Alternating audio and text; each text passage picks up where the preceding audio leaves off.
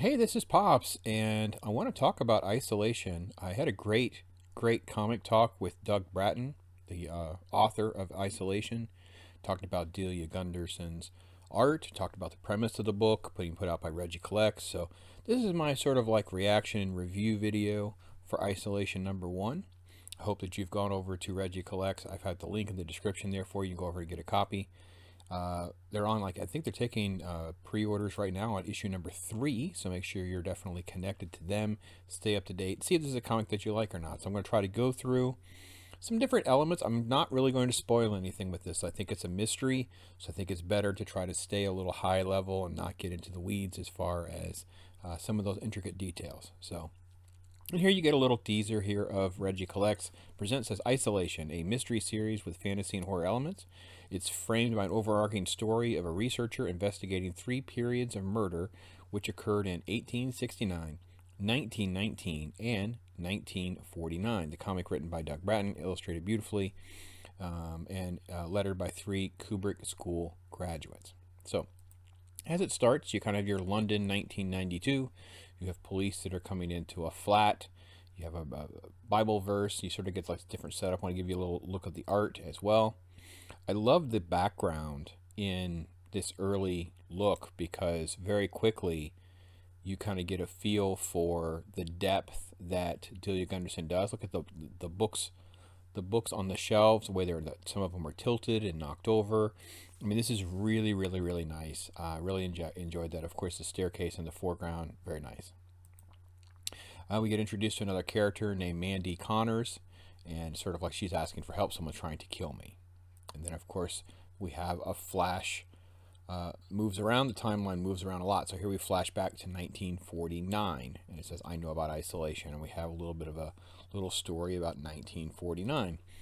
And you get into another flashback, which goes to 1919, as we discussed. Here's a mom and a child, and they look out the window, and you have this beautiful page. Talk about original art that you would want. I mean, holy cow, this is like top notch. I was so blown away at how good this was. With the circuses in the street, obviously we don't really have the circus the way we used to, with Barnum and Bailey kind of being targeted and shut down.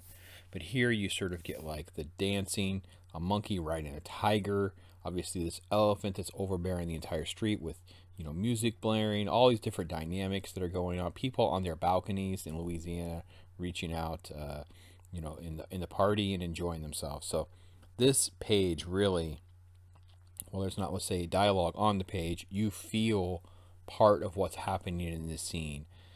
Very nice, very good. And of course, behind the scenes, you have sort of like these, the puppeteers, right? The people that are the rich, the wealthy guys. They're talking about trying to deal with isolation.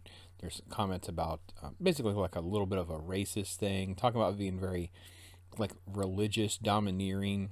And then they make a reference to another character who we don't see, called The Knife. And then in 1869, you have a little bit of a cut, and you have this mysterious figure that's riding along on horseback. And outsiders are not welcome, was what was said. And you have this. And then, of course, there's the conflict that sort of ensues. And that's kind of how the book kind of moves towards issue number 2. So here's the thing. It's a great sort of independent comic as well. I know people are very familiar with ISOM, what different Comicsgate folks have been able to do and what they've been able to accomplish. I think that what Reggie Collects has done, he's partnered with a great writer, some great artists. They're young, talented people that will be coming along, hopefully, in the industry, finding their footing and finding more opportunities for them as well. Obviously, it's in black and white with these beautiful covers. There's variant covers. Reggie Collects, as we discussed in the interview with Doug, is very connected to the collecting and investing side of things.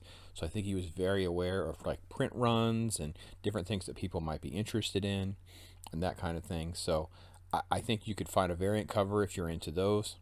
Obviously, this is just an introduction book, right? So we do get a nice little dramatic ending. We have some intensity and things that shape up at the very end of the book that kind of makes you want to lead right into issue number 2, which I think is what's great.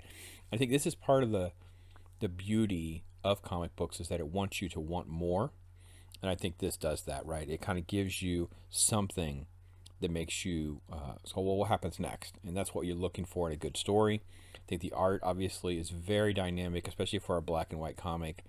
Uh, Beautifully illustrated for what it is.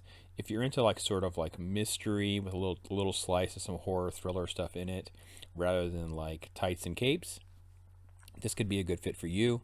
I love the historical elements of different time periods, so I think the book is very dynamic in that way, and therefore it's also a page turner for me because I really do enjoy that element of it too, and flipping back and forth to look at what, what 1919 looks like versus 1949 versus the 1990s, those kinds of things. So interested to see where the story goes and how it develops. But as far as my first impression, that was it, and I wanted to share that with you guys and give you that again. All of the links and all the information are in the description. This is part of Comic Book Wednesday. As you know, I'm loving to do Comic Book Wednesday content with Comic Talk at 10:15 Eastern Time. This is one of the first videos that I've done doing just the recorded narration over the slides and the screenshots and things from the book, as well as me taking actual photos of the book. So depending on the comics. So I love your feedback on how you think these are going, because it's my way of making sure that you do get some comic book content on Wednesdays as well. And again, thank you again for watching. I am Pops. I appreciate you guys so much. Take care. Be blessed.